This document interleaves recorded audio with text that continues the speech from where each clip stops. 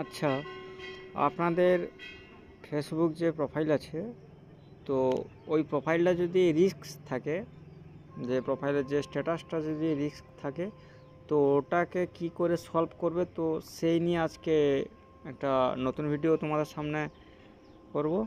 তো তার জন্য আপনাদেরকে যেতে হবে, আপনাদের যে ফেসবুক যে অ্যাপসটা আছে ওইখানে যেতে হবে। তো ফেসবুক অ্যাপসটাতে যাওয়ার পরে আপনাদের যে থ্রি ডট আছে, ঠিক আছে, থ্রি ডট বা আপনাদের যে ছবিটা আছে, আপনার যে প্রোফাইলের যে ছবিটা আছে এখানে ক্লিক করতে হবে। আচ্ছা, ক্লিক করার পরে added to story, see dashboard, edit, ঠিক আছে, এই যে থ্রি ডট আছে, তো এইখানে ক্লিক করতে হবে। ক্লিক করার পরে প্রোফাইল স্ট্যাটাসে যেতে হবে আপনাদের। তো প্রোফাইল স্ট্যাটাসে যাওয়ার এখানে লেখা আছে যে প্রোফাইল ইজ অ্যাট রিস্ক, মানে তোমার যে প্রোফাইলটা খুব কিন্তু বিপদ আছে, ঠিক আছে, বিপজ্জনক। তো কী জন্য হয়েছে? চাইল্ড সেক্সুয়াল এক্সপ্লয়েশন, ঠিক আছে। তো এটা হয়তো কোনো শিশুর যদি তুমি ফটো একটা ছেড়েছো, বা এমনি কোনো শিশুর মানে কোনো ছোটো বাচ্চার যদি এমনি খালি শরীরের যদি কোনো ছবি ছেড়েছো, তার জন্য হয়তো ওটা ভায়োলেন্স হয়ে গেছে, ঠিক আছে।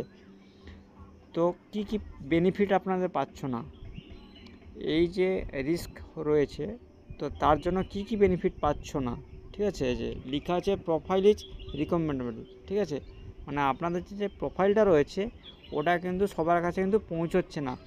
যে আপনার ধরুন 4000 হোক বা 5000 হোক, যে ফলোয়ার্সটা আছে সবজনের মানে সবার কাছে কিন্তু পৌঁছচ্ছে না, ঠিক আছে। তো ওটা হচ্ছে আচ্ছা রেস্ট্রিক্টেড মনিটাইজেশান, মানে যদি আপনাদের যদি মনিটাইজেশান যদি এটা অ্যাপ্লাই করা যদি যোগ্য থাকে আপনাদের এই প্রোফাইলটা, তো তবুও কিন্তু আপনারা মনিটাইজ অ্যাপ্লাই করতে পারবেন না। তার কারণ হচ্ছে কি, এই যে মনিটাইজেশন কিন্তু ইস্যু দেখিয়ে দিচ্ছে, ঠিক আছে, যে পার্টনার মনিটাইজেশন পলিসির জন্য একটা যে সেক্সুয়াল ভায়োলেশন হয়েছে, ঠিক আছে, তো তার জন্য তোমার এটা কিন্তু মনিটাইজ হবে না। তো ওর জন্য এইটা কিন্তু আগে আমাদেরকে ওড়াতে হবে, ঠিক আছে, তুলে দিতে হবে। তো এর জন্য আপনাদের কিন্তু একটা স্ক্রিনশট নিতে হবে। স্ক্রিনশট তাহলে আমি একটা নিলাম। আচ্ছা, এখান থেকে কিন্তু আমাকে কিন্তু ব্যাকে যেতে হবে। এবারে ব্যাকে যাওয়ার এতে আমি ব্যাকে গেলাম। তো ব্যাকে গিয়ে এইখানে গিয়ে কিন্তু সেটিংয়ে যেতে হবে, ঠিক আছে। সেটিংস আছে, সেটিং অ্যান্ড প্রাইভেসি আছে, ঠিক আছে, রিপোর্টের প্রবলেম আছে। তো আপনাদেরকে কিন্তু রিপোর্টের প্রবলেমে কিন্তু ক্লিক করতে হবে, ঠিক আছে। এবারে ক্লিক করার পরে কন্টিনিউ টু রিপোর্টের প্রবলেম, তো এইখানে আমাকে কন্টিনিউ করতে হবে। এবারে ক্রিয়েটিং রিপোর্ট, যে আপনারা যে অ্যাকচুয়ালি রিপোর্ট করতে চাইছেন, ঠিক আছে, তো এরপরে ইনক্লুড যে অপশানটা আছে এখানে কিন্তু আপনাদেরকে করতে হবে ক্লিক।